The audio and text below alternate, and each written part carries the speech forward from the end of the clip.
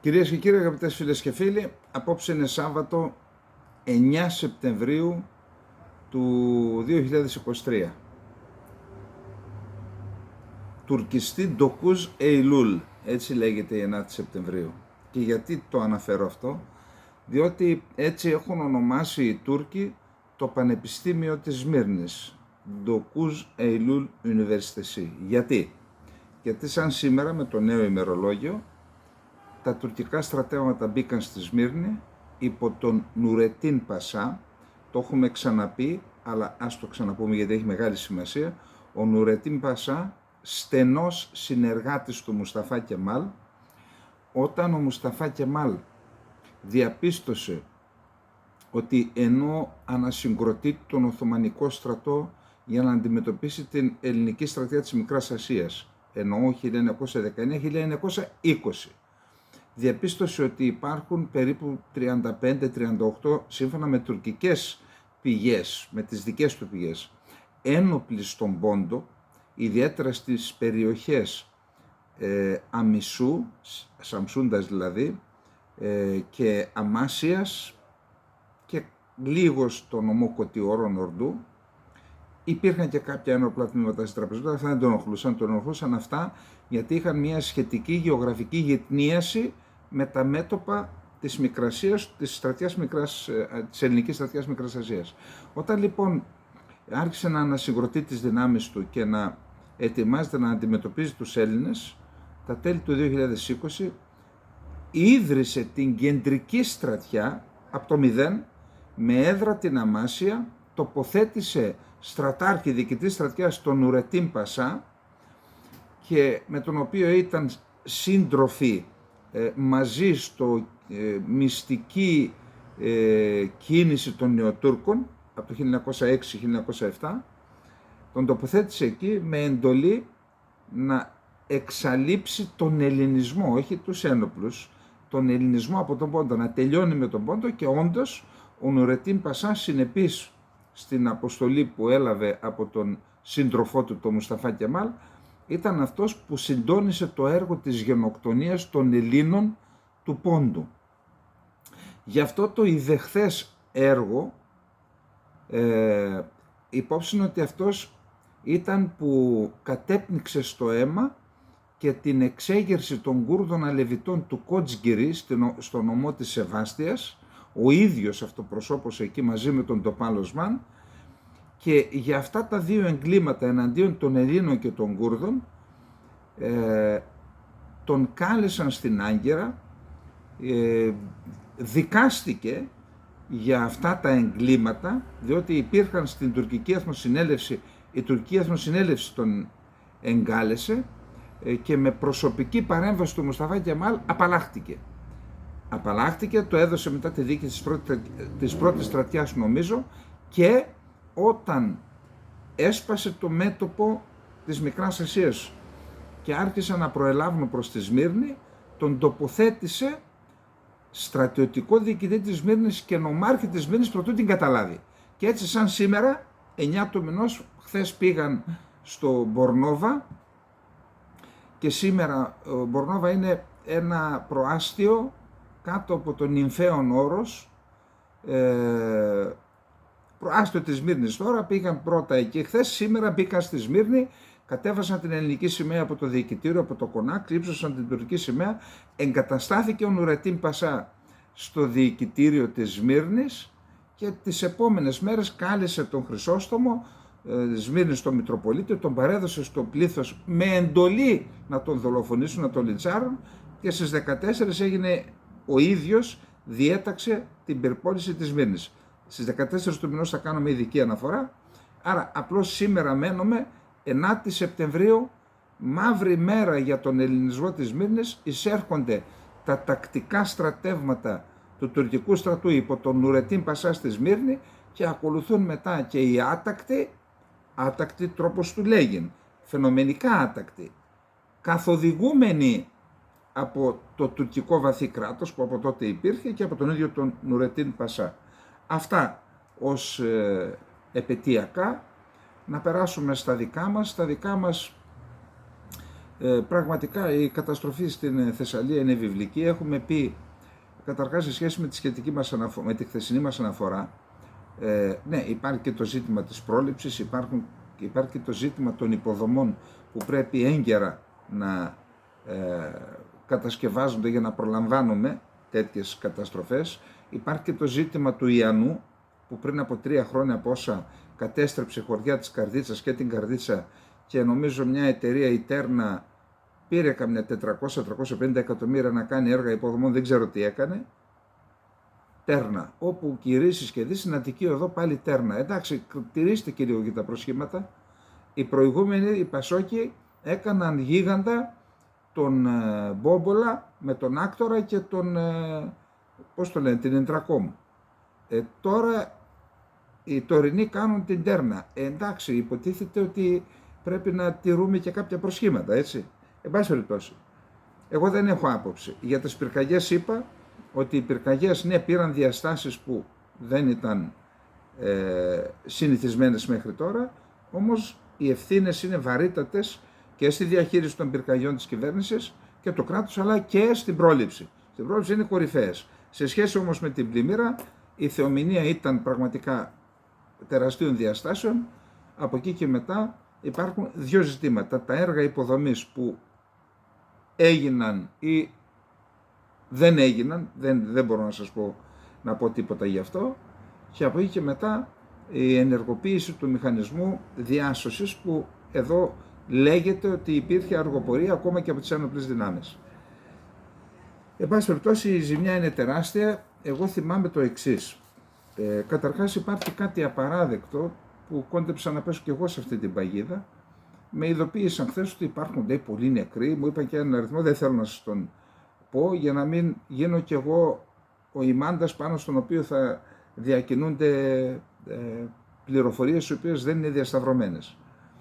Πιστεύω ότι κάποιοι θέλουν να πάρουν ίσως εκδίκηση για αυτό που είχε κάνει ο Τσίπρας, που ήξερε με τον Τόσκα ότι υπάρχουν νεκροί και βγήκαν στην τηλεοράση και έκαναν θέατρο. Πότε θα πετάξουν το πρωί, ενώ υπήρχαν νεκροί, δεν... Εν πάση περιπτώσει. Άλλο τσίρκο εκείνο. Να είμαστε λοιπόν, πιστεύω όλοι μας πρέπει να είμαστε υπεύθυνοι, πρώτα απ' όλα η κυβέρνηση, αλλά και τα κόμματα και οι κύκλοι που διαδίδουν αυτά τα πράγματα για τους νεκρούς, να περιμένουμε, να δούμε, και αν όντως έγινε τέτοια διαχείριση, εδώ είμαστε, αλλά να μην διακινούνται, όσο είναι σε εξέλιξη η τραγωδία, να μην διακινούνται και τέτοιες φήμες, γιατί επιβαρύνουν την κατάσταση. Τώρα, είπαμε ότι σε σχέση με την εμπλοκή του στρατού, υπάρχουν απόψεις που λένε ότι οι ένοπλες δυνάμεις άργησαν. Έχω μια δήλωση του Δένδια που λέει δεν αργήσαμε. Εγώ πιστεύω ότι άργησε γενικώς ο κρατικός μηχανισμός, σε αυτόν συμπεριλαμβάνονται και οι ένοπλες δυνάμεις. Τώρα, συμμετέχουν οι ειδικές δυνάμεις και δυνάμεις του μηχανικού, νομίζω. Δεν έχουμε να πούμε τίποτα γι' αυτό. Όταν βλέπει ο ελληνικός λαός σε τέτοιες τραγωδίες που δεν παραλύει το κράτος και οι ένοπλες δυνάμεις είναι εκεί, τότε νομίζω το αίσθημα ασφάλειας των πολιτών απέναντι στις ένοπλες δυνάμεις εμπεδώνεται, γιατί αυτό το χρειαζόμαστε, αρκεί να μην μας διαψεύσουν οι ένοπλες δυνάμεις, είτε σε καιρό ειρήνης είτε σε καιρό πολέμου, που όλοι ευχόμαστε να μην ζήσουμε τέτοιες στιγμές. Τώρα, είδα ένα δημοσίευμα με τα ελικόπτερα της αεροπορίας στρατού. Υπάρχει στο Στεφανοδίκιο της Μαγνησίας, του Βόλου δηλαδή, του νομού Μαγνησίας στο Βόλο, εδρεύει, αυτό δεν είναι μυστικό στρατιωτικό, δηλαδή άμα το κτυπήσεις, ήδη και το ΓΕΣ και το ίδιο το ανακοίνωσε σήμερα, εδρεύει η πρώτη ταξιαρχία αεροπορία στρατού, πρώτη ταξάς, η οποία έχει ελικόπτερα διαφόρων τύπων και επιθετικά και μεταφορικά, και έχει και τα Huey ελικόπτερα 60 ετών, ορισμένα από τα οποία είναι επιχειρησιακά έτοιμα, δηλαδή χρησιμοποιούνται, και ορισμένα είναι παροπλισμένα. Υπάρχουν νομίζω 3-4 τα οποία με βάση ανακοίνωση του ΓΕΣ είναι απαροπλισμένα, τα οποία κάποιος τα φωτογράφησε ότι είναι μέσα ένα μέρος των ελικοπτέρων είναι στο νερό. Η στάθμη του νερού έχει καλύψει ένα μέρος των ελικοπτέρων. Και αυτό ορισμένα μέσα μαζικής ενημέρωσης αντιπολιτευόμενα το παρουσιάζουν ως σημείο διάλυσης. Ακούστε, δεν πυροβολάμε τα πόδια μας τώρα. Εδώ είμαστε να ασκήσουμε κριτική, επικοδομητική κριτική, να τονίσουμε λανθασμένες ενέργειες, να διορθωθούν, αλλά εδώ νομίζω ότι κάνουμε λάθος. Επαναλαμβάνω, να μην πυροβολούμε τα πόδια μας. Να προστατεύουμε τις ένοπλες δυνάμεις, να ασκούμε προσεκτικά επικοδομητική κριτική, μας διαβάζουν, μας ακούν, μας αναλύουν πολύ, να μην δίνουμε, και όπου υπάρχουν σοβαρά προβλήματα, δεν είναι ανάγκη όλα να βλέπουμε το φως της δημοσιότητας, υπάρχουν τρόποι να ειδοποιείς, φτιάξτε το γιατί θα σας βγάλω στον αέρα. Όχι απευθείας στον αέρα να ξεφτερίζουμε τις ένοπλες δυνάμεις και εμπροκειμένου να τις εξευτερίζουμε, να δίνουμε και λανθασμένη εικόνα, διότι από ό,τι λέει το Γενικό Επιτελείο Στρατού δεν είναι παροπλισμένα ελικόπτερα. Όλα τα ελικόπτερα, λέει η δήλωση του ΓΕΣ, είναι σε στεγνές επιφάνειες και ετοιμοπόλεμα. Είτε τα επιθετικά είτε τα μεταφορικά, έτοιμα να αναλάβουν αποστολές. Επαναλαμβάνω, ξέρετε ότι είμαι υπέρ της κριτικής, αλλά την ίδια στιγμή η κριτική πρέπει να γίνεται με ιδιαίτερη προσοχή όταν πρόκειται για ζητήματα εθνικής άμυνας. Το ξέρετε αυτό στις εκπομπές μας. Δεν καλύπτουμε κανέναν, ούτε τον αδερφό μας, ούτε τον ξάδερφό μας. Όπου γίνονται λάθη πρέπει να τα λέμε, αλλά επαναλαμβάνω να μην δίνεται και στρεβλή εικόνα, ψευδής εικόνα και να μην πυροβολούμε και τα πόδια μας. Τώρα, θυμάμαι όταν είχε γίνει εκείνο το τσουνάμι στην Ινδονησία, κάπου εκεί, πραγματικά ήταν ένα απίστευτο πράγμα αυτό που είδαμε, τεράστια καταστροφή, και είχα δει σε έναν πίνακα που είχε κυκλοφορήσει τότε ότι η Ελλάδα με βάση τον πληθυσμό και το ΑΕΠ της ήταν μακράν η πρώτη χώρα που έστειλε μέσα από τηλεμαραθώνιο που έγινε, έστειλε βοήθεια πέρα εκεί στο διάολο τη μάνα. Νομίζω ότι αυτή την ευαισθησία που δείξαμε έδειξε τότε ο ελληνικός λαός, πραγματικά δεν θέλω να εκθιάζω ούτε τον ελληνικό λαό, αλλά πραγματικά αυτή είναι η αλήθεια. Έδειξε αλληλεγγύη, έδειξε ποιος είναι. Να δείξουμε και τώρα. Δεν ξέρω ποιος θα αναλάβει την πρωτοβουλία. Το κράτος ασφαλώς θα πρέπει να κάνει επιζημιώσεις κτλ. Αλλά πρέπει, εγώ δεν είμαι καλός σε αυτά, μια ιδέα λέω, κάποιος φορέας, δεν ξέρω, ΜΚΟ, όχι ΜΚΟ που προδίνουν τη χώρα και καταστρέφουν τη χώρα, ΜΚΟ που συμβάλλουν στην επίλυση προβλημάτων της κοινωνίας, να αναλάβει έναν τηλεμαραθώνιο, να γίνει σωστή και έντιμη διαχείριση και όλοι οι Έλληνες, οι απανταχού Έλληνες στο εξωτερικό και στην Ελλάδα, να συμβάλλουμε να γιατρευτούν οι πληγές των ανθρώπων των οποίων οι περιουσίες έχουν καταστραφεί. Για τις ψυχές των ανθρώπων που έφυγαν δεν μπορούμε να κάνουμε τίποτα, να προσευχηθούμε μόνο. Από εκεί και μετά όμως πρέπει να γιατρευτούν οι πληγές που έχουν ανοίξει, οι οικονομικές πληγές, σε απλά νοικοκυριά αλλά και σε επιχειρηματίες στην περιοχή. Πιστεύω ότι πρέπει κάποιος να αναλάβει αυτή την πρωτοβουλία και εδώ είμαστε, ό,τι μπορούμε όλοι μας πιστεύω ότι θα κάνουμε. Θα βοηθήσουμε να δείξουμε τη δύναμη και την ευαισθησία που δείξαμε στο τσουνάμι τότε. Πάντως, επειδή σας είπα, εγώ νιώθω ότι είμαι ακόμα κτηνοτρόφος, παρότι δεν έχω ιδιόκτητα ζώα, έχουν οι συγγενείς μου. Ήταν τραγική η εικόνα που είδαμε, τα πρόβατα τα πνιγμένα. Γιατί εντάξει, δεν ξέρω τι έχουν τα ζώα, οι άνθρωποι έχουν ψυχές, αλλά και τα ζώα είναι τραγικό να τα βλέπεις, επειδή τα έχουμε μάθει, άμα είναι μόνα τους έξω, ξέρουν να σωθούν από οτιδήποτε. Δύσκολα τα ζώα από θεομηνίες χάνουν τη ζωή τους, δύσκολα. Εκτός και αν από πυρκαγιές τη χάνουν, αλλά εκτός και από από τα χιόνια που μπορεί να μείνουν χωρίς τροφή, αλλά εν πάση περιπτώσει, όταν όμως τα έχουμε οικόσιτα, έχουμε και την ευθύνη τους. δεν μπορούν μόνα τους, δεν ξέρουν, δεν έχουν μάθει. Τα έχουμε καλομάθει να τα ταΐζουμε, να τα ποτίζουμε, να τα προστατεύουμε και έτσι όταν δεν έχουν τη δικιά μας προστασία, είδα τώρα, τέλος πάντων. Επίσης θέλω να πω ότι σε τέτοιες περιπτώσεις όταν είναι σε εξέλιξη οι τραγωδίες πρέπει να αποφεύγεται η πολιτική εκμετάλλευση. Περιμένετε να πέσουν τα νερά και μετά όσοι φταίνε, περιφερειάρχης, δήμαρχος, υπουργός, Κικίλιας, Μικίλιας, Μητσοτάκης, χτυπήστε τους σαν χταπόδια, αλλά όχι την ώρα που είμαστε σε διαχείριση της κρίσης. Πιστεύω ότι είναι λάθος αυτό. Τώρα, κάπου διάβασα ένα άρθρο της κυρίας Κοκαλιάρη στην Αυτεμπορική, το έχουμε αναδημοσιεύσει και στο Infognomon πολιτικά στην ιστοσελίδα μας, που λέει ότι θα πάμε σε ριζική αναδιάρθρωση των μηχανισμών εκτάκτων αναγκών, αυτά που είναι το Υπουργείο του Κικίλια, και ότι θα πάει και σε ανασχηματισμό.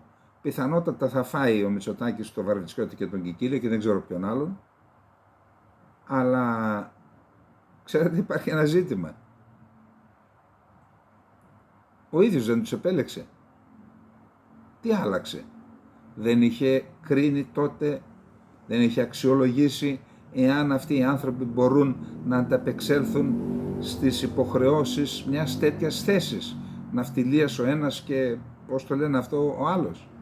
Ή κλείνουμε τρύπες για να βολέψουμε κάποιους που είναι, ξέρω εγώ, είτε από έχουμε κάποιες υποχρεώσεις, κομματικές ισορροπίες και όλα αυτά και έτσι κυβερνάμε.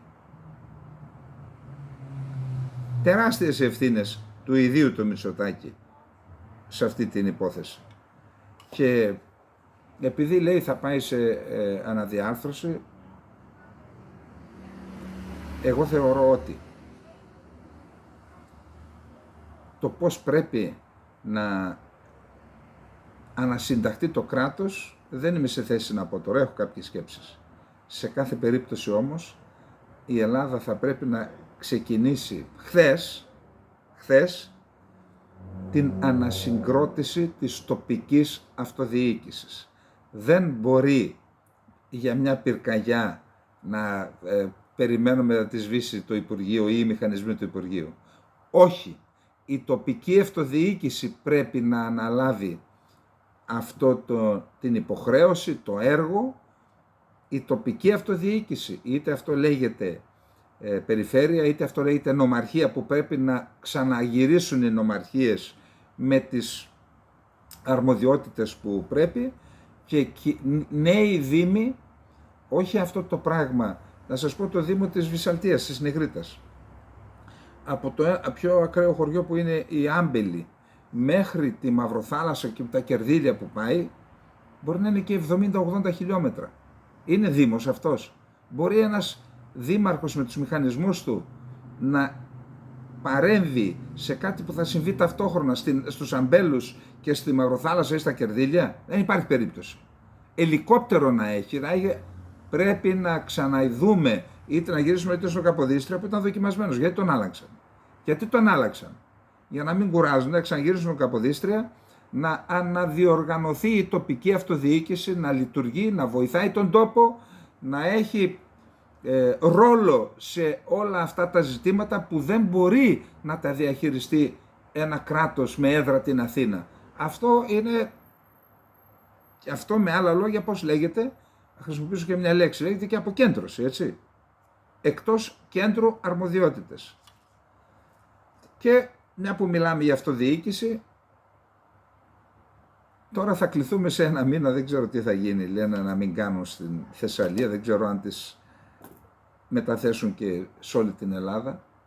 Θα κληθούμε να εκλέξουμε τους άρχοντες της τοπικής αυτοδιοίκησης. Και κοιτάξτε τι γίνεται. Κοιτάξτε την οικογενειοκρατία, κοιτάξτε ανθρώπους που δεν έχουν δουλέψει ποτέ στη ζωή τους, που ζουν, έχουν αποκτήσει περιουσία μόνο με κρατικό χρήμα ή με άλλο χρήμα, καταλαβαίνετε τι εννοώ, και τώρα καλούμαστε να δώσουμε την ψήφο μας. Πώς με τόσο σοβαρά προβλήματα που τα βλέπουμε, τα ζούμε έτσι. πώς να εμπιστευτούμε την ψήφο μας σε αυτούς τους ανθρώπους και τι μέλλον έχει αυτή η χώρα όταν από παππού σε γιο, σε εγγονό και σε δυσέγγονο. Έτσι θα πάμε, έτσι θα πάει αυτή η χώρα? Όχι, όχι. Αν συνεχίσουμε έτσι θα τελειώσει αυτή η χώρα. Ξέρετε, συνεχίζεται η συρρίκνωση του ελληνισμού, τα έχουμε πει. Αλήθεια, με τον Πελέρη τι γίνεται? Κυρία Γεραπετρίτη, τι γίνεται με τον Πελέρη? Ακόμα μέσα? Είσαι και δικηγόρος, νομικός, τι είσαι? Γιατί είναι προφυλακισμένος? Σκότωσε, ρήμαξε, είναι επικίνδυνος εγκληματίας?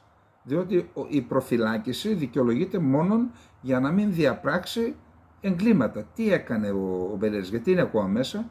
Μόνον και μόνον για να μείνει το πεδίο ανοιχτό στη μαφία στην Αλβανία, κυβερνητική και οργανωμένο έγκλημα, να λαιλατίσουν τις ελληνικές περιουσίες. Και εσείς κάθεστε από μακριά και κοιτάτε. Όταν τελειώσει και ο ελληνισμός, η συρρίκνωση, η διαδικασία, όταν ολοκληρωθεί η διαδικασία συρρίκνωσης του ελληνισμού, Βορείου Υπήρου, τελευταία μήνα, η Κωνσταντινούπολη την τελειώσατε. Ενώ όλα τα κόμματα δεκαετίες τώρα θεατές της συρρίκνωσης του ελληνισμού της Κωνσταντινούπολης. Τώρα τελειώνει η Κύπρος, τελειώνει και η Βόρειο Ήπειρος και μετά τι νομίζετε? Εδώ. Και υπάρχουν συγκεκριμένες ευθύνες στα κόμματα, στο πολιτικό σύστημα και στην οικογενειοκρατία. Εντάξει. Λοιπόν, πάμε.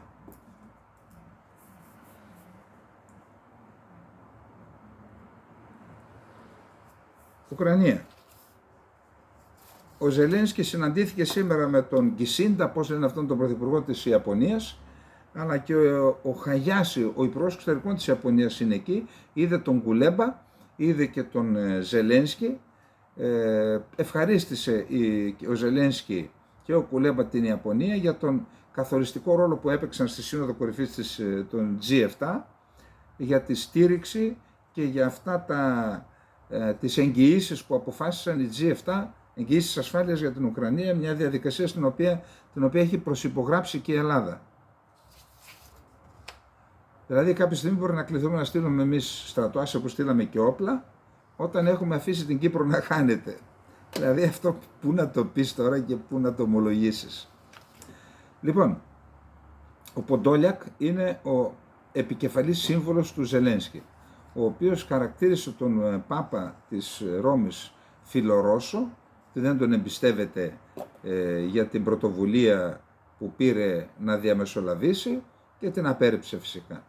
Ο Ζελένσκι ζήτησε και άλλη βοήθεια από τη Δύση για να μπορέσει να εξοπλιστεί ο Ουκρανικός στρατός και να απελευθερώσει τα εδάφη. Η Πολωνία έχει αρχίσει να εκδίδει Ουκρανούς πρόσφυγες που έχουν καταφύγει στην Ουκρανία, τους περνούν από μία εξέταση, όσοι είναι ικανοί για στράτευση πίσω για να πάνε στο στρατό. Οι ΗΠΑ εξετάζουν το ενδεχόμενο να στείλουν τους πυράβλους ATACMS. Είναι δηλαδή το επόμενο βήμα μετά τους HIMARS, να τους στείλουν στην Ουκρανία, και αυτοί οι πύραυλοι που είναι βελληνικούς μέχρι 300 χιλιόμετρα εκτοξεύονται από το ίδιο σύστημα που εκτοξεύονται οι HIMARS. Η Όλεγ Νικολέγκο, εκπρόσωπος του Υπουργείου Εξωτερικών της Ουκρανίας, δήλωσε ότι κανείς δεν μπορεί να είναι υπερήφανος με την κοινή διακήρυξη του Συνόδου Κορυφής της G20, στην οποία δεν καταδικάζεται η εισβολή της Ρωσίας. Θα δούμε στη συνέχεια, είναι το τέταρτο θέμα μας αυτό. Απλά επειδή είμαστε στην Ουκρανία έπρεπε να πούμε και αυτό το... Λοιπόν, οι ΗΠΑ δεν γνωρίζουν για ποιους σκοπούς το Κίεβο χρησιμοποιεί τη βοήθεια που τους παρέχει η Ουάσιγκτον, δήλωσε ο Αμερικανός γερουσιαστής Τζος Χάουλι, σύμφωνα με το Fox News, ρεπουμπλικάνος πιθανόν. Δεν έχουμε παρατηρητές που να παρακολουθούν πού πηγαίνουν τα χρήματα που δίνονται στην Ουκρανία. Δεν ξέρουμε για ποιους σκοπούς χρησιμοποιούν οι Ουκρανοί αυτά τα χρήματα, είπε η Χόλι. Ναι, δεν ξέρω αν είναι άντρας ή γυναίκας, δεν πρόλαβα να το διασταυρώσω έτσι. Σύμφωνα με τα λόγια του, ο Λευκός Οίκος θα πρέπει να αρχίσει να ελέγχει τη βοήθεια που παραδίδει στην Ουκρανία. Ωστόσο, μέχρι στιγμής φαίνεται ότι αυτό δεν γίνεται. Η υποστήριξη του ΝΑΤΟ δεν βοήθησε τις Ουκρανικές ένοπλες δυνάμεις να ξεπεράσουν την καλά οργανωμένη ρωσική άμυνα. Παρά την επίθεση του Ουκρανικού στρατού, η οποία συνεχίζεται εδώ και 3 μήνες, τα ρωσικά στρατεύματα διατηρούν με επιτυχία τις θέσεις τους. Λαμβάνοντας υπόψη την εμπειρία του παρελθόντος και βασιζόμενοι στο παραδοσιακό στρατιωτικό τους δόγμα, πέρασαν από την επίθεση στην άμυνα των βαριά οχυρωμένων γραμμών του μετώπου, γράφει η αμερικανική εφημερίδα Washington Post. Σύμφωνα με το δημοσίευμα, η Ρωσία κατασκευάζει ενεργά προστατευτικές δομές και χρησιμοποιεί ευρέως ναρκοπαίδια.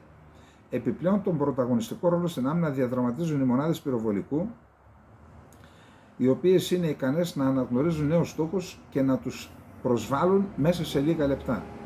Εν τω μεταξύ, η εισρωή δυτικού εξοπλισμού και η πολύμηνη εκπαίδευση Ουκρανών στρατιωτών από χώρες του ΝΑΤΟ δεν έφεραν τα αξιοσημείωτα αποτελέσματα που ήλπιζε η Ουάσιγκτον.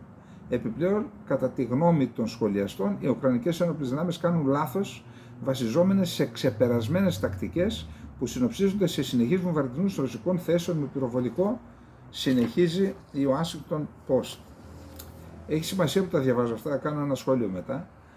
Η Δύση ήθελε να αποδυναμώσει τη Ρωσία. Στόχος της Δύσης, κατά τον στρατιωτικό αναλυτή του καναλιού Sky News, κατά τον Sin Bell, στρατιωτικός αναλυτής του βρετανικού Sky News, στόχος της Δύσης ήταν να διασφαλίσει ότι η Ρωσία δεν θα αποτελούσε το επόμενο διάστημα στρατιωτική απειλή για τη Δύση. Η Δύση πέτυχε τους στόχους της στη σύγκρουση στην Ουκρανία και δεν συμμερίζεται πια τους στόχους που έχει θέσει το Κίεβο και ο Ζελένσκι, αναφέρει ο Sin Bell στο Sky News, βρετανικό τηλεοπτικό κανάλι. Σύμφωνα με το Sin Bell, πρώην αντιστράτηγο της αεροπορίας της αντιπτέραρχου της Βασιλικής Πολεμικής Αεροπορίας, στόχος της Δύσης ήταν να εξασφαλίσει ότι η Ρωσία δεν θα αποτελεί στρατιωτική αποτελή για το επόμενο χρονικό διάστημα, για τα 10-15 χρόνια. Σύμφωνα με τον ειδικό, οι δυτικές δημοκρατικές κυβερνήσεις είναι επίσης υποχρεωμένες να βρουν μια λύση, ότι ο στόχος έχει επιτευχθεί και τώρα οι δυτικές δημοκρατικές κυβερνήσεις είναι υποχρεωμένες να βρουν μια λύση στην κρίση με το κόστος ζωής που έχει προκύψει και να θέσουν σε προτεραιότητα τις χώρες τους και να αποκαταστήσουν τα εθνικά αποθέματα όπλων που τα δώσαν στην Ουκρανία. Δεν υπάρχει αμφιβολία ότι οι δυτικοί πολιτικοί ηγέτες θέλουν δημόσια να υποστηρίξουν την Ουκρανία όσο χρειαστεί. Αλλά η σκληρή πραγματικότητα είναι ότι οι στόχοι της Ουκρανίας δεν είναι πλέον ευθυγραμμισμένοι με τους στόχους της Δύσης. Και γι' αυτό στη Δύση υπάρχει σκεπτικισμός για τους απότερους στόχους του Ζελένσκι. Κάποιοι Ουκρανοί πολιτικοί είναι έτοιμοι να παγώσουν τις εχθροπραξίες στην τρέχουσα πρώτη γραμμή με αντάλλαγμα τις εγγυήσεις ασφάλειας από τη Δύση. Μετά από ένα ταξίδι στο Κίεβο, ο φημισμένος Αμερικανός τηλεοπτικός παρουσιαστής Φαρίτ Ζακάρια γράφει στη στήλη του στην Washington Post. Σύμφωνα με τον ίδιο, οι Ουκρανικές αρχές ανησυχούν για την αποδυνάμωση της δυτικής υποστήριξης, συμπεριλαμβανομένων των ίδιων των ΗΠΑ, και οι Ουκρανοί κατανοούν ότι θα αντιμετωπίσουν έναν μεγάλο μακροπρόθεσμο πόλεμο φθοράς. Ο Ζακάρια πρόσθεσε ότι πολλοί παρατηρητές φοβούνται ότι αν εκλεγεί ο Τραμπ θα γελιοποιήσει τους Ουκρανούς και θα διαπραγματευτεί με τον Πούτιν. Γιατί είπα ότι υπάρχει λόγος που έκανα αυτή την επιλογή. Δεν είμαι στα κέντρα εξουσίας της Δύσης, ούτε στην Ουάσιγκτον, γιατί εκεί παίζονται όλα, ούτε στο Λονδίνο. Εκτιμώ όμως, γιατί βλέπω ότι και στο πεδίο έχουν πέσει, ο ρυθμός και η ένταση των επιχειρήσεων έχει πέσει τις τελευταίες μέρες, την τελευταία εβδομάδα έχει πέσει. Και τα ντρόν και οι προελάσεις έχουν πέσει και από τις δύο πλευρές. Και από την άλλη πλευρά βλέπω αυτά που σας διάβασα. Επαναλαμβάνω, δεν θέλω να σας παραπληροφορήσω, ούτε να σας στρέψω, να σας κάνω να πιστέψετε κάτι. Την εκτίμησή μου λέω ότι κάτι παίζεται, κάτι συμβαίνει. Θα δούμε τι. Κάτι συμβαίνει πάντως. Και με βάση τα δημοσιεύματα που σας διάβασα στα δυτικά. Η Ουκρανία θα μπει στην Ευρωπαϊκή Ένωση εντός 2 ετών και στο ΝΑΤΟ ακόμα νωρίτερα. Θα είμαστε έτοιμοι για ένταξη στην Ευρωπαϊκή Ένωση τα επόμενα 2 χρόνια. Ωστόσο, η πορεία του πολέμου θα καθορίσει το πολιτικό πλαίσιο, δηλαδή το πώς θα μπούμε. Πιστεύω ότι 2 χρόνια θα είναι αρκετά για να είμαστε πλήρως προετοιμασμένοι και τη στιγμή που ο πόλεμος τελειώσει θα κάνουμε 10 φορές περισσότερα από όσα κάνουμε τώρα για να πάρουμε αυτή την απόφαση. Είπε η Όλγα Στεφανίσινα, Υπουργός Ευρωπαϊκής και Ευρωατλαντικής Ολοκλήρωσης της Ουκρανίας, δηλώσεις στη Φωνή της Αμερικής. Η Ουκρανία είναι έτοιμη να διεξάγει εκλογές το 2024, αλλά αυτό δεν είναι ζήτημα δημοκρατίας, είναι ζήτημα ασφάλειας, είπε ο Ζελένσκι στη Σύνοδο Κορυφής που έγινε για τη Γιάλτα στο Κίεβο. Είναι απαραίτητο, λέει, να ψηφίσουν οι στρατιωτικοί, οι Ουκρανοί που είναι στα κατεχόμενα εδάφη και οι Ουκρανοί του εξωτερικού. Εάν οι εκλογές γίνουν διαδικτυακά, η νομοθεσία θα πρέπει να αλλάξει, γιατί υπάρχουν εκατομμύρια Ουκρανοί στο εξωτερικό και για να ψηφίσουν χρειάζεται κατάλληλη υποδομή. Σωστό είναι αυτό. Και το πιο σημαντικό, τι θα κάνουμε με τα προσωρινά κατεχόμενα εδάφη? Υπάρχουν και αυτοί που βρίσκονται υποκατοχή από τις 24 Φεβρουαρίου του 2022. Είναι και Ουκρανοί. Πώς θα δείξουν την υπολογή τους, είπε ο Ζελένσκι. Αυτά για την Ουκρανία. Επαναλαμβάνω, έχω την εντύπωση ότι κάτι γίνεται, θα δούμε. Γρήγορα στη Ρωσία. Ο Πεσκόφ είπε ότι η Ρωσία θα επιστρέψει, λέει, στην συμφωνία για τα σιτηρά, αρκεί να γίνουν δεκτά από τη Δύση, δεκτοί οι όροι που έχουμε θέσει, που τους είχαμε θέσει και στην πρώτη, δεν τους στήρισαν. Μόλις μας διαβεβαιώσουν ότι θα τηρηθούν, δηλαδή το SWIFT στην Αγροτική Τράπεζα, εξαγωγές κάποιων τροφίμων, λιπασμάτων και κάποια σιτηρά που είναι δεσμευμένα σε λιμάνια της Ευρώπης, εμείς θα επιστρέψουμε, λέει, στα... Κρατήστε αυτή τη δήλωση, στο 7ο θέμα θα δείτε γιατί. Κάνει τη δήλωση ο Πεσκόφ και σε ποιον δίνει πάσα. Θα το δείτε στο 7ο θέμα μας. Οι Ρώσοι, οι τοπικές αρχές εκεί στην Ζαπορίζια, ρωσικές αρχές, δήλωσαν ότι με αντιαρματικό βλήμα Κορνέτ, ένα δεύτερο Challenger 2, αγγλικό άρμα, ήδη είναι κατεστραμμένο. Δεν έχουμε επιβεβαίωση όπως είχαμε για το πρώτο από τους Άγγλους, αλλά στο πρώτο υπήρχε και το βίντεο, δεν μπορούσαν να το διαψεύσουν. Στη Ζαπορίζια έγινε και αυτό. Κορνέτ είναι ένα αντιαρματικό σύστημα ρωσικό, το οποίο το έχουν και ελληνικές ενόπλες δυνάμεις, δεν είναι μυστικό. Είχε γίνει δημόσιος διαγωνισμός, δηλαδή διαγωνισμός είχε δει το φως δημοσιότητας. Ελπίζω να τα έχουμε ακόμα στις αποθήκες, έτσι. Να μην τα πουλήσαμε στους Αμερικανούς, για παράδειγμα, λες και είμαστε χώρα παραγωγής, να πουλάμε στους Αμερικανούς και να βρίσκονται, για να μην εκτίθεται η Ελλάδα, υποτίθεστα. Αυτές τις τρίπλες εκεί στο ΓΕΣ και στο ΓΕΑ και όπου αλλού, αυτές τις τρίπλες κάποια στιγμή θα κληθείτε, πιθανόν, να τις δικαιολογήσετε σε καμιά επιτροπή. Η Ελλάδα δεν μπορεί να παραδίδει τα όπλα της σε κανέναν και για κανένα λόγο. Τα όπλα αυτά αγοράστηκαν, η Ελλάδα τα αγόρασε για να καλύψουν ανάγκες της εθνικής μας άμυνας. Όταν δεν έχουμε πολεμική αμυντική βιομηχανία και τα πουλάμε στους Αμερικανούς για να τα δώσουν στους Ουκρανούς, τα δίνουμε απευθείας στους Ουκρανούς, τότε εκ των πραγμάτων αποδυναμώνεται η εθνική μας άμυνα. Ποιος έχει δικαίωμα να το κάνει αυτό? Ούτε ο Μητσοτάκης, ούτε ο Φλόρος, ούτε ο Δένδιας, ούτε ο Αβραάμ Πάπας, όπως λέει ο λαός μας. Γιατί το κάνετε?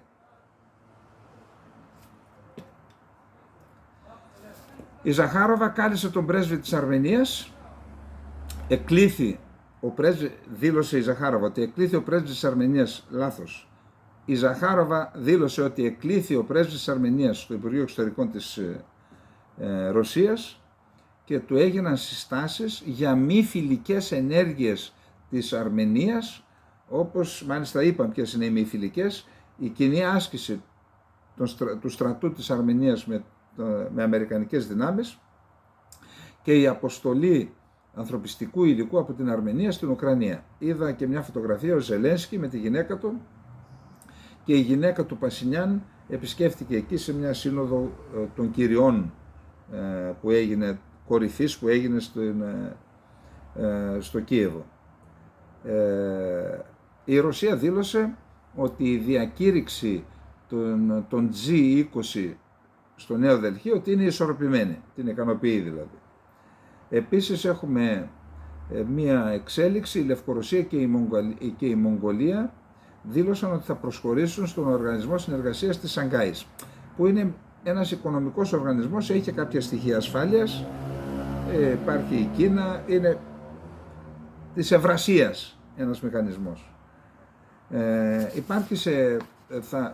Θα διεξαχθεί η άσκηση North Coast στη Βαλτική, στις ακτές της Εσθονίας και της Λεττονίας. νατοϊκή άσκηση, θα συμμετέχουν και δυνάμεις της Σουηδίας, παρότι αυτή δεν είναι στο ΝΑΤΟ, 30 πλοία και 3.000 στρατιωτικό προσωπικό, που είναι μια άσκηση μήνυμα προς τη Ρωσία. Υπάρχει ένα πάλι δημοσίευμα της Washington Post, το οποίο αναφέρεται, γιατί σας είπα ότι κάτι συμβαίνει, το οποίο αναφέρεται από τη στιγμή που η Δύση άρχισε να στέλνει όπλα, πυρομαχιά και άρματα μάχης στην Ουκρανία, η Ρωσία ανέμενε την Ουκρανική αντεπίθεση και προετοιμαζόταν αρκετούς μήνες. 3 μήνες μετά την έναρξη της Ουκρανικής αντεπίθεσης, οι ρωσικές δυνάμεις συνεχίζουν να διατηρούν τα εδάφη που έχουν κατακτήσει, δείχνοντας πως έχουν μάθει από τα λάθη του παρελθόντος. Απαριθμεί τα λάθη που έκαναν, τις προελάσεις και όλα αυτά, που χάθηκαν ολόκληροι σχηματισμοί των Ρώσων, και λέει ότι έμαθαν από τα λάθη τους, άλλαξαν τακτική. Λοιπόν, σύμφωνα με την ανάλυση της Washington Post, οι Ρώσοι έχουν ανασυγκροτήσει τις αποδεκατισμένες μονάδες, τις έχουν αντικαταστήσει με νέες και έχουν αστραφεί στην υπεράσπιση των οχυρωμένων γραμμών του μετώπου, δείχνοντας ότι παρά τις απώλειες που έχουν υποστεί, η Μόσχα είναι πρόθυμη να περιμένει την κατάλληλη ευκαιρία για να εξαπολύσει νέες επιθέσεις. Τώρα αυτά τα λένε και στους Ουκρανούς: κοιτάξτε, θα σας πάρουν εδάφη, βρείτε τα. Εκτίμηση κάνω, έτσι. Λέει ότι επέστρεψαν στο παλιό ρωσικό στρατιωτικό δόγμα. Το Υπουργείο Άμυνας της Βρετανίας εκτίμησε την Άνοιξη ότι η Ρωσία θα μπορούσε να διαθέσει περίπου τον ίδιο αριθμό στρατευμάτων που διέθετε κατά την έναρξη της εισβολής. Είχε 200.000 τότε, λέει μπορεί να δώσει άλλες 200.000. Λέει λοιπόν, αναφέρεται στις απώλειες και των δύο, και των Ουκρανών και των Ρώσων, ισορροπημένο είναι το άρθρο, διαβάστε το, έχουμε και στο Ινφογνώμη πολιτικά νομίζω, είναι ισορροπημένο, αναφέρεται στις απώλειες και των ΜΕΝ και των ΔΕ, λέει όμως ότι αυτή τη στιγμή οι Ρώσοι έχουν επιστρατευμένους έτοιμους σε 70 συντάγματα και ταξιαρχίες που τους εκπαιδεύουν αν χρειαστεί να τους βάλουν είτε σαν εφεδρείες, είτε σαν νέες μονάδες, είτε για αντεπίθεση, και τη στιγμή που αντίστοιχες εφεδρείες δεν διαθέτει η Ουκρανία και αντιμετωπίζει δυσκολίες στην επιστράτευση. Ξέρετε, το είπαμε και χθες, παίρνουν ανθρώπους που είναι ασθενείς, που δεν είναι ικανοί, φέρνουν από το εξωτερικό. Αυτά. Ο Washington Post πάλι, κάτι λέει αυτό τώρα, κάτι θέλουν να προετοιμάσουν, εκτιμώ. Απόπειρα επίθεση στη γέφυρα της Κριμαίας, ανακοίνωσε το Ρωσικό Υπουργείο Άμυνας. Πλοία του στόλου του Ευξήνου Πόντου, ενώ βρίσκονταν σε υπηρεσία μάχης στο νότιο τμήμα του στενού του Κέρτς, ανακάλυψαν και κατέστρεψαν 3 ουκρανικά μη επανδρομένα ή μη υποβρύχια σκάφη που προσπαθούσαν να επιτεθούν στη γέφυρα της Κριμαίας. Αναφέρει ανακοίνωση του Υπουργείου Άμυνας.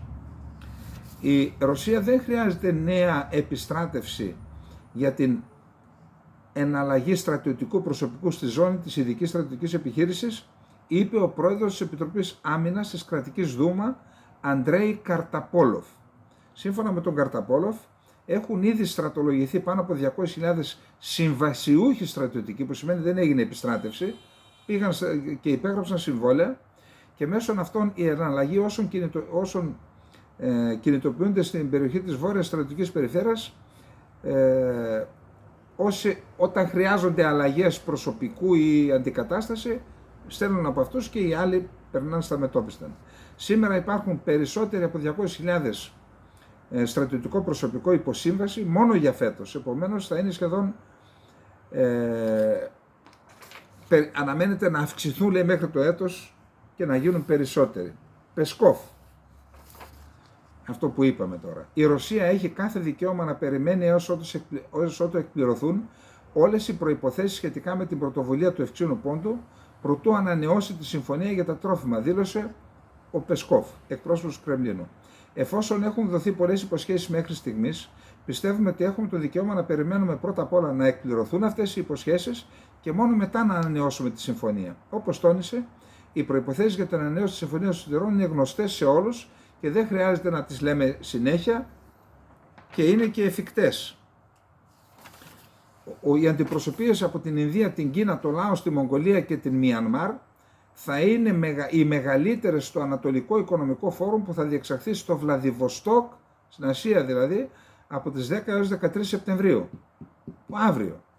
Αναμένεται ότι συνολικά 7.000 προσωπικότητες θα συμμετάσχουν στις εκδηλώσεις, είπε ο Αντιπρόεδρος της Κυβέρνησης και πληροεξούσιος απεσταλμένος του Προέδρου στην Ομοσπονδιακή Περιφέρεια της Άπο Ανατολής, Τρούντεφ.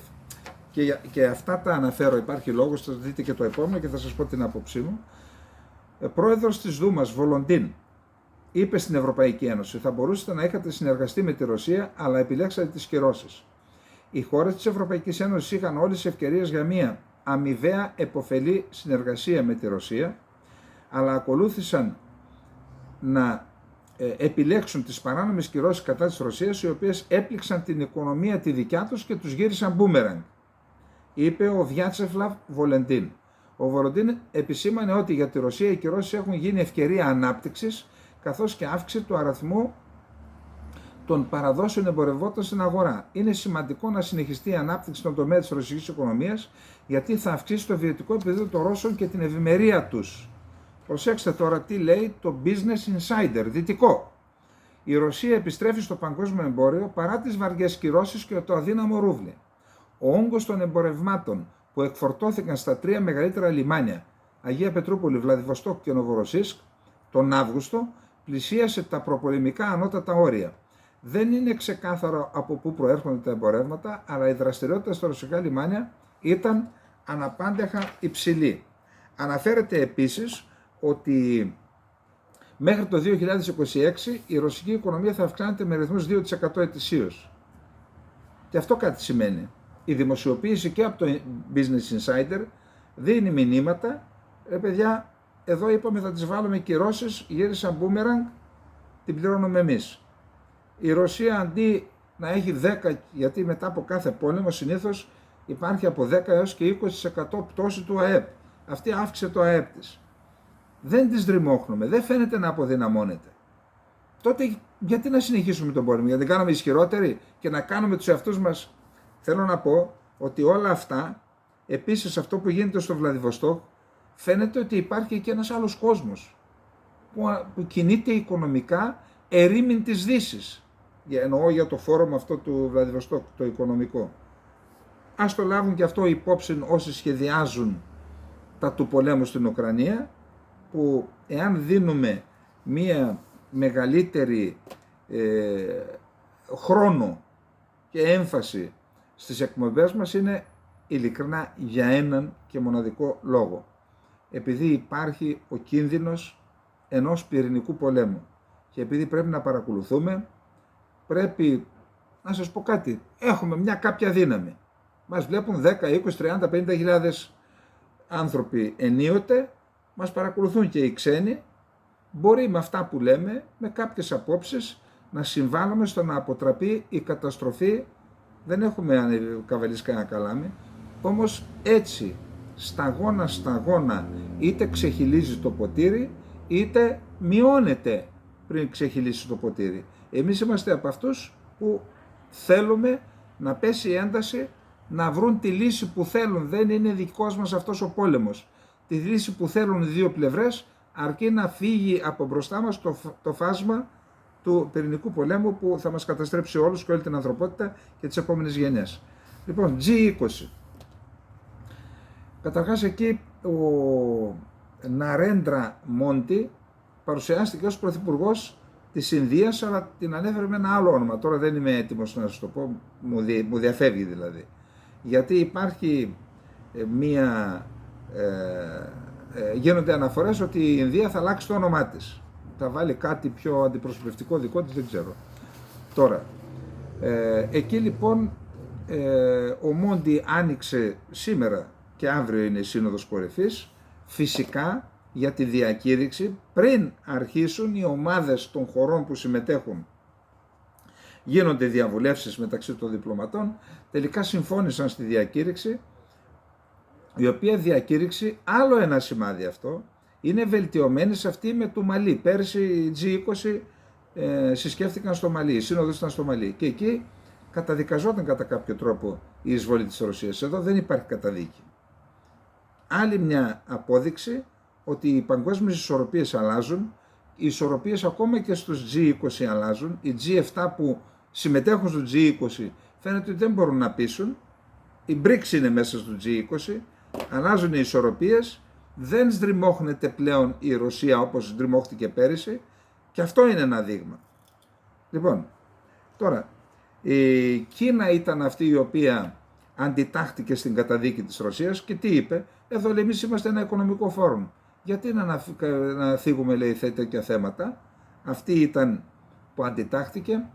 Επίσης επειδή έκανε μια τρίπλα ο Μόντι και έκανε κάποιες συγκεντρώσεις στο πλαίσιο αυτό, όχι με τους κορυφαίους, σε δύο περιοχές, η μία που είναι αμφισβητούμενη από την Κίνα και η άλλη αμφισβητούμενη από το Πακιστάν, στο Κασμίρ και σε μια άλλη, τώρα δεν έχει σημασία, για να δω. Λοιπόν, και εκεί, Αρουνατσάλ Πραντές αμφισβητείται από την Κίνα και το Κασμίρ αμφισβητείται από το Πακιστάν.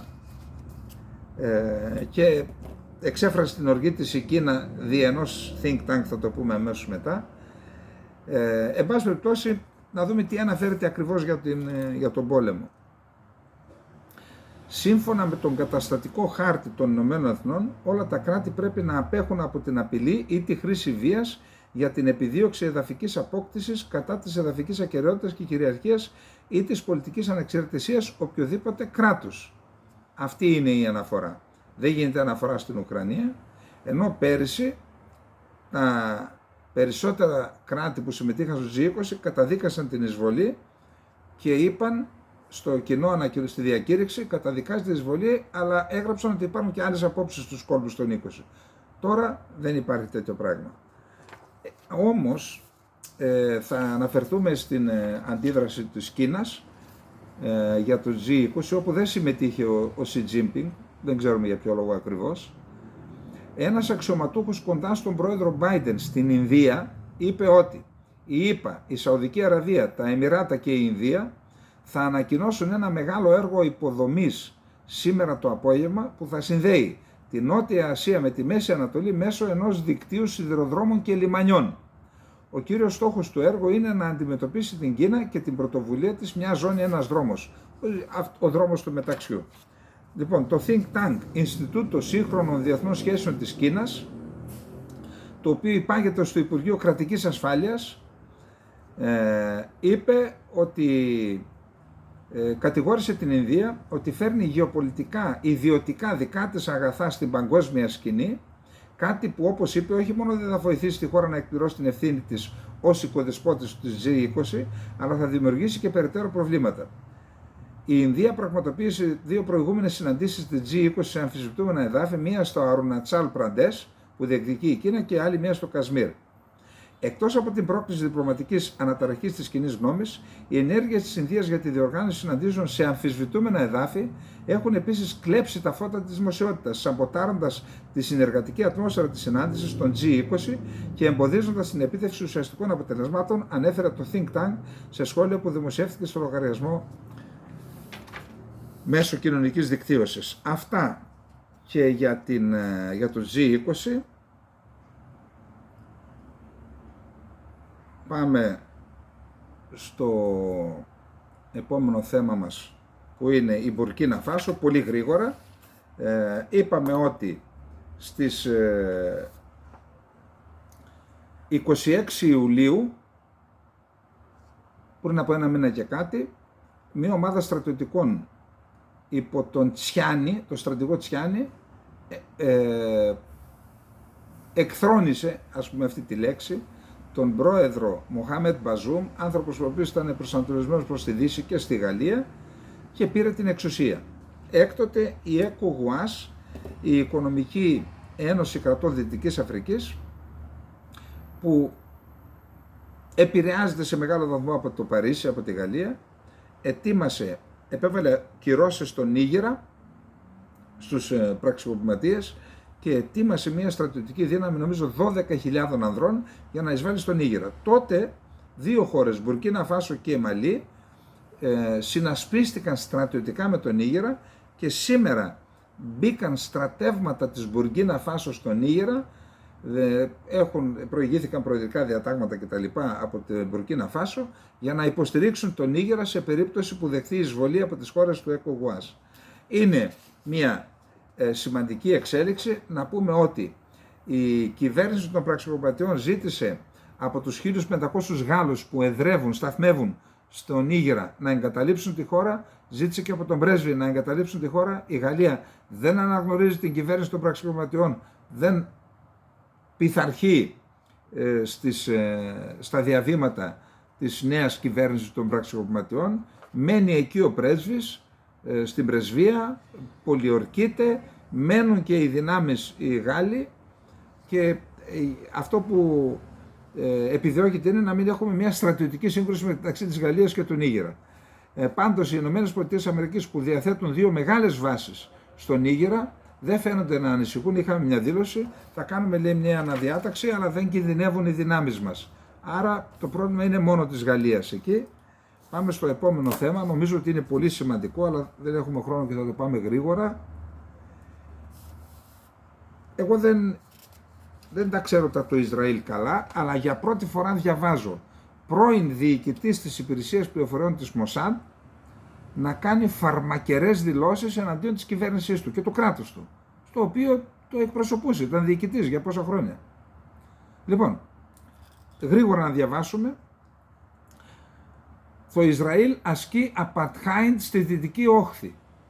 Η δήλωση αυτή ενός πρώην αρχηγού της Μοσάντ προκάλεσε, όπως αναμενόταν, πληθώρα αντιδράσεων, με την Παλαιστινιακή Αρχή να τη χαιρετίζει και οι Ισραηλινούς να την καταδικάζουν.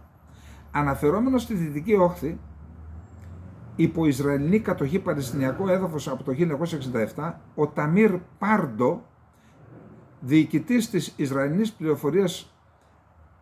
πληροφοριών εξωτερικού από το 2011 μέχρι το 2016, 5 χρόνια, είπε στη συνέντευξη που δημοσιεύτηκε προχθές Τετάρτη από το Associated Press τα εξής: υφίσταται ένα καθεστώς apartheid εδώ. Όταν στην ίδια περιοχή δύο λαοί δικάζονται με βάση δύο διαφορετικά δικαστικά συστήματα, αυτό συνιστά ένα καθεστώς apartheid, είπε ο Πάρντο, αναφερόμενος στο γεγονός ότι οι Παλαιστίνοι που συλλαμβάνονται από τον Ισραηλινό στρατό ή της Υπηρεσίας Ασφάλειας στη Δυτική Όχθη δικάζονται σε στρατοδικεία, ενώ οι Ισραηλινοί που ζουν σε οικισμούς στην ίδια περιοχή, που έχουν χτιστεί κατά παράβαση του διεθνούς δικαίου σύμφωνα με τον ΟΗΕ, δικάζονται στα πολιτικά δικαστήρια της χώρας τους. Χαιρετίζουμε αυτές τις θέσεις που διατυπώνονται από έναν αυξανόμενο αριθμό Ισραηλινών αξιωματούχων, δήλωσε στο γαλλικό πρακτορείο ο Αχμάτ Αλ-Ντίκ, πολιτικός σύμβουλος στο Παλαιστινιακό Υπουργείο Εξωτερικών. Ελπίζουμε ότι αυτό σηματοδοτεί την αρχή της ευαισθητοποίησης της Ισραηλινής κοινωνίας για την υποστήριξη των δικαιωμάτων του Παλαιστινιακού λαού και για να ασκηθεί πίεση στην Ισραηλινή κυβέρνηση για τον τερματισμό της κατοχής των Παλαιστινιακών εδαφών, τόνισε ο Παλαιστινιακός αξιωματούχος. Εν πάση περιπτώσει, έχουμε αντιδράσεις και από το κόμμα Λικούντ που κυβερνά. Δεν ξέρω για ποιο λόγο το κάνει, μπορεί να έχει πολιτικές βλέψεις ο Πάρντο. Πάντως έχει μεγάλη σημασία, όχι απλά πολιτική και διεθνή σημασία, ο διοικητής της Μοσάντ επί 5 χρόνια να κατηγορεί τη χώρα του ότι έχει κάνει ένα apartheid στα κατεχόμενα εδάφη της Δυτικής Όχθης. Πάμε στο επόμενο θέμα. Λοιπόν, ο Ερντογάν στους G20, ξέρετε τι είπε? Κάλεσε τη Δύση να ικανοποιήσει τους όρους που θέτει η Ρωσία για να επιστρέψει στη Συμφωνία για τα Σιτηρά. Πώς το ακούτε, κύριοι στην Ουάσιγκτον? Ο εκλεκτός σας που μας βάζετε στο ίδιο τραπέζι να καθίσουμε μαζί του για να υποχωρήσουμε, διότι δεν υπάρχει άλλη περίπτωση, η Τουρκία από τι να υποχωρήσει, αφού δεν διεκδικούμε τίποτα? Η Τουρκία διεκδικεί, η Ελλάδα μένει σταθερή, επικαλείται το διεθνές δίκαιο. Όταν λέτε συμβιβασμό, συμβιβασμό σε τι? Συμβιβασμός γίνεται μεταξύ δύο πλευρών που διεκδικούν η μία από την άλλη. Εμείς δεν διεκδικούμε. Ο εκλεκτός σας λοιπόν είναι ο συνήγορος, η φωνή του Ερντογάν σε G20. Εντάξει, για να ξέρουμε τι λέμε.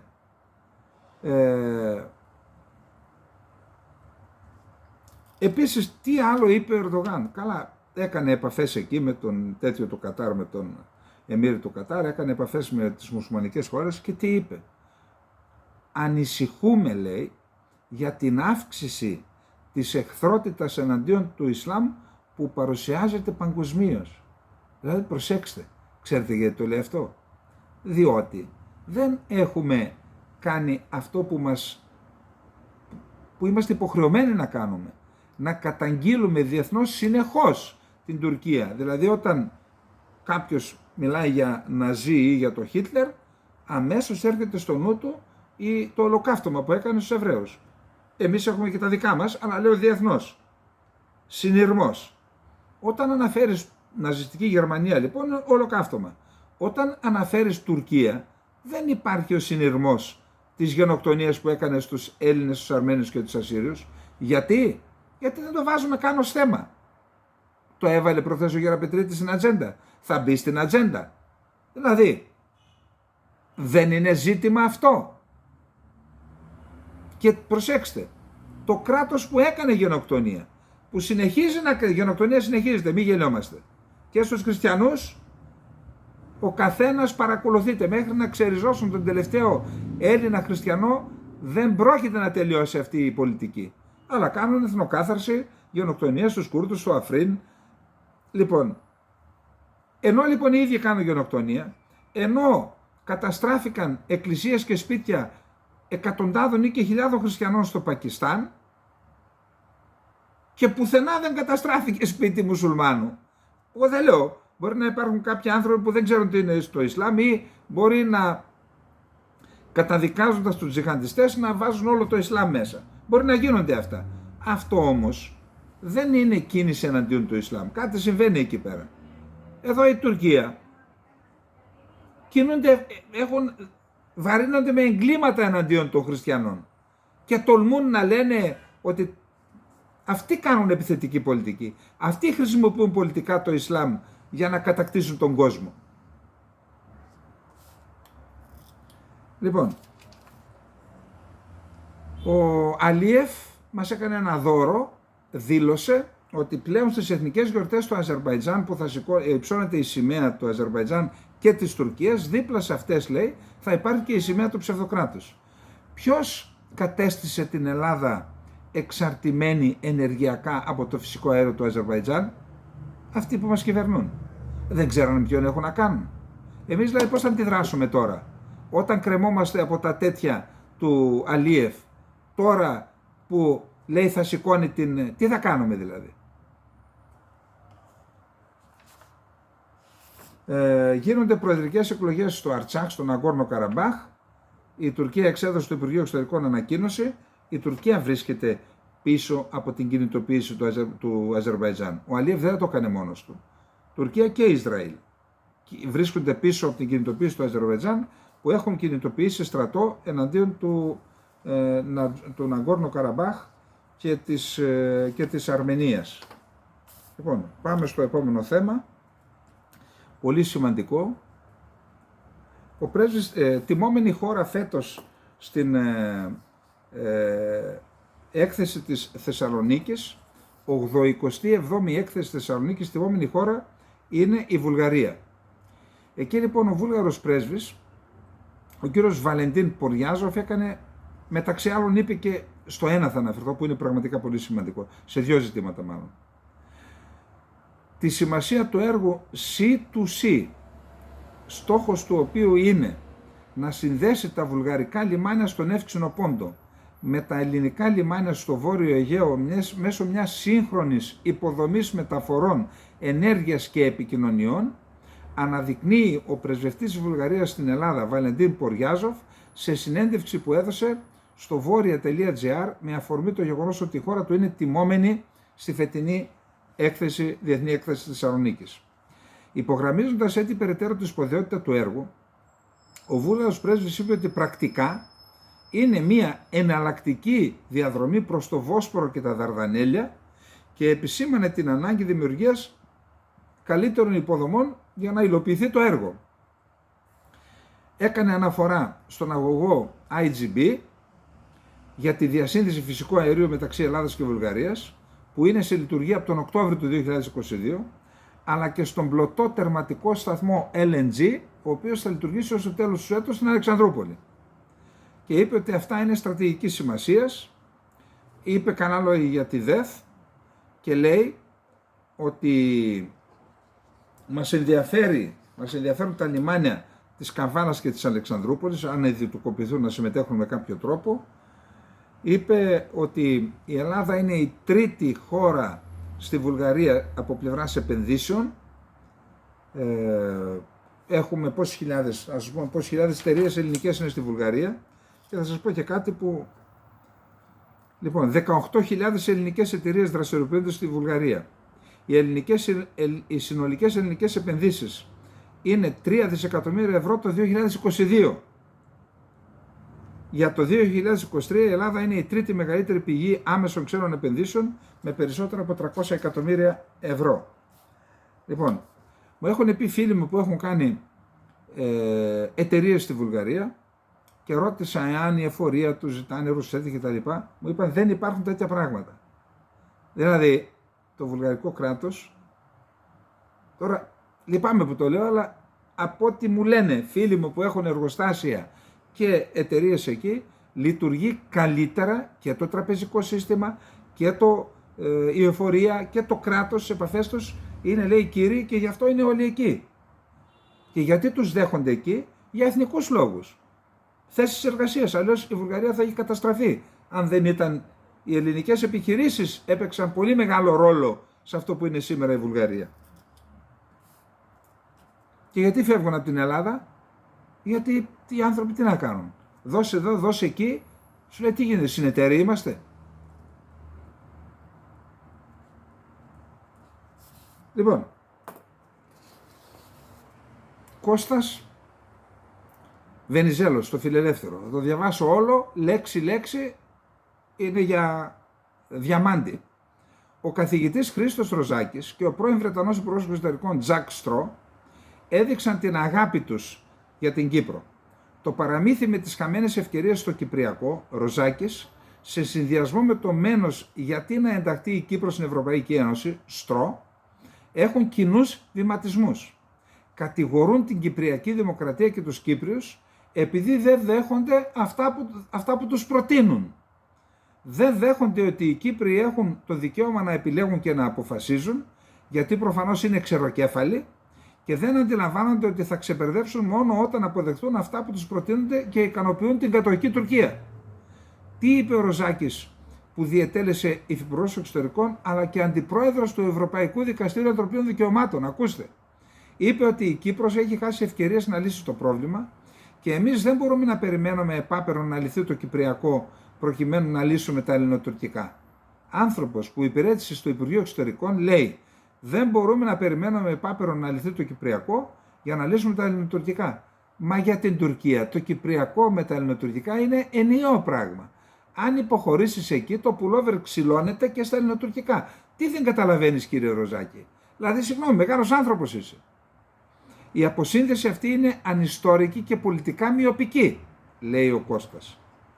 Η εγκατάλειψη της Κύπρου, μια πονεμένη ιστορία της αιμονικής αθηναϊκής αλήτ, δεν μπορεί να γίνει επειδή η Τουρκία αντιμετωπίζει ενιαία Ελλάδα και Κύπρο.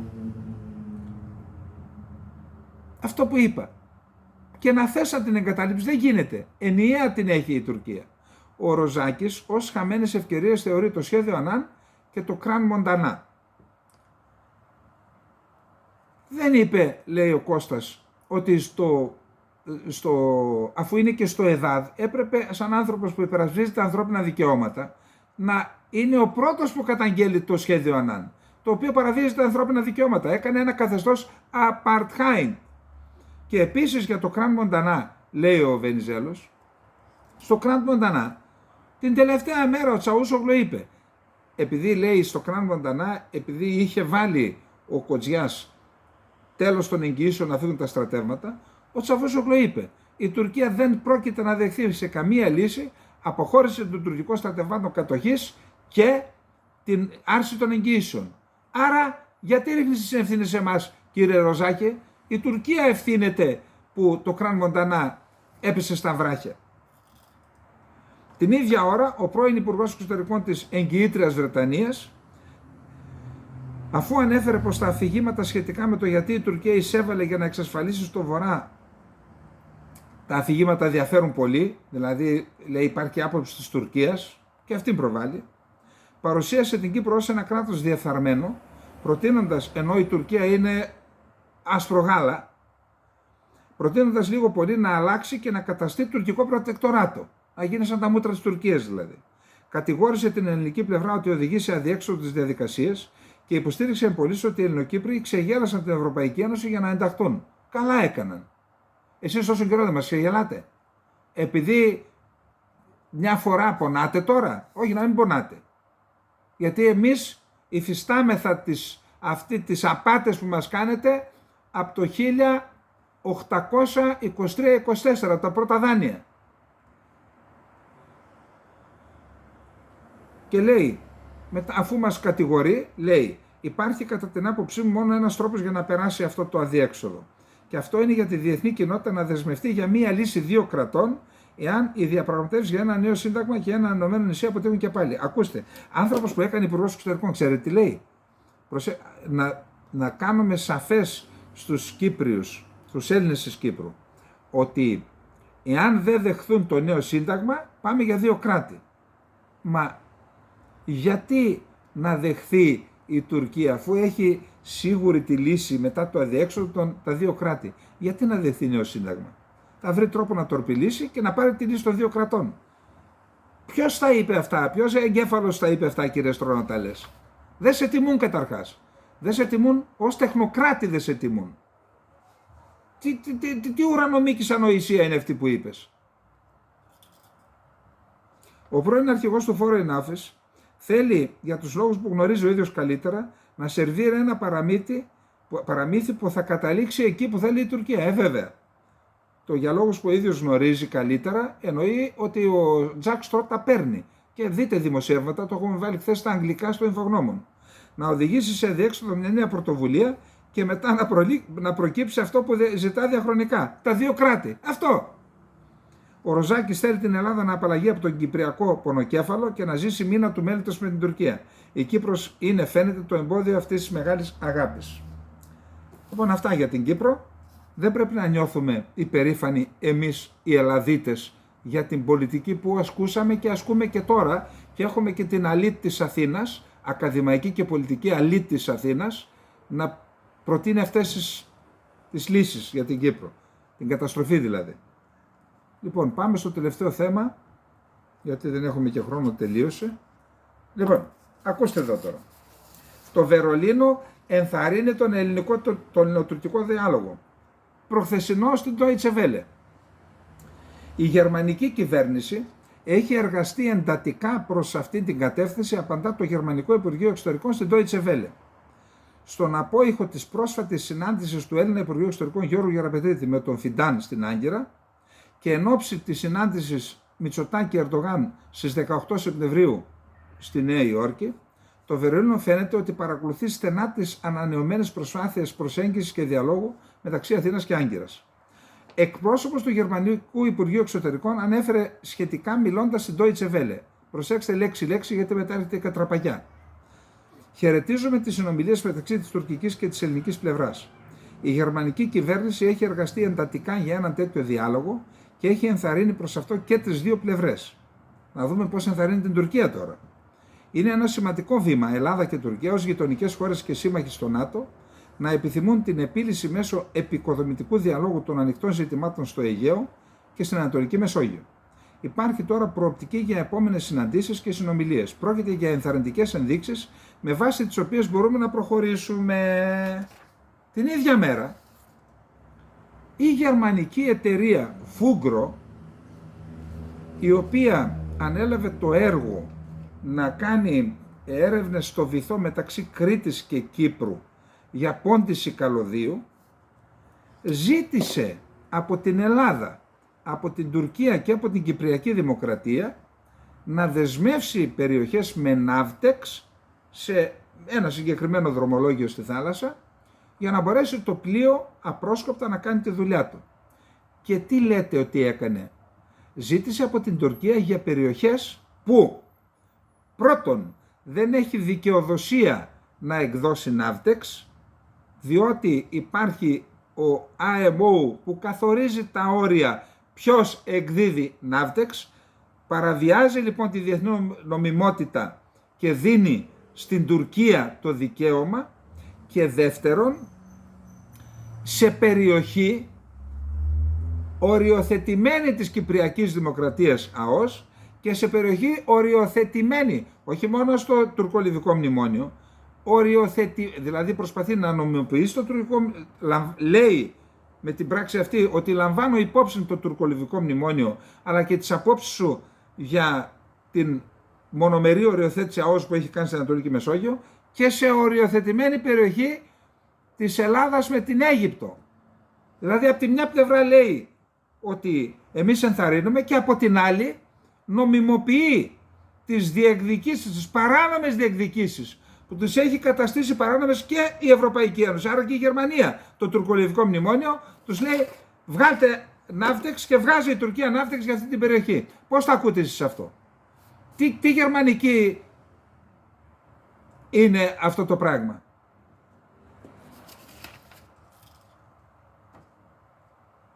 Λοιπόν, η Κύπρος, οι Κυπριακές αρχές έσπευσαν αμέσως να εκδώσουν Navtex Warning την 3/16 του 23, με την οποία δηλώνουν ότι η τουρκική Navtex δεν έχει εκδοθεί σε συντονισμό με τις αρμόδιες αρχές της Δημοκρατίας της Κύπρου και συνιστούν κίνδυνο για την ασφάλεια της ναυσιπλοείας. Όπως επισημαίνεται, η Κυπριακή Αναγγελία, ο μόνος αρμόδιος σταθμός για την περιοχή ευθύνης της Δημοκρατίας της Κύπρου είναι ο σταθμός της Λάρνακας. Τώρα λοιπόν αυτό, και η Τουρκία εξέδωσε την Navtex. Εσείς τι πιστεύετε δηλαδή? Λίγα 24 ώρα μετά τη συνάντηση με του Γεραπετρίτη με τον Φιντάν, έρχονται και σου αμφισβητούν οριοθετημένοι με την Αίγυπτο ΑΟΣ και την ΑΟΣ της Κυπριακής Δημοκρατίας. Τι πρέπει να κάνει η Ελλάδα? Εγώ δεν είδα ακόμα την αντίδραση της Ελλάδας. Λοιπόν, ας μείνουμε σε αυτό που μας έκανε η Γερμανία. Την Τουρκία την περιμέναμε, τα ξέραμε, και εδώ θα είμαστε να δούμε πώς θα εξελιχθούν τα πράγματα. Πάντως, το έχουμε πει. Εντάξει, γράψτε, πείτε, αλλά πάρτε και ένα αλεξίπτωτο, μην προσγειωθείτε χωρίς αλεξίπτωτο ανώμαλα. Εντάξει, καληνύχτα.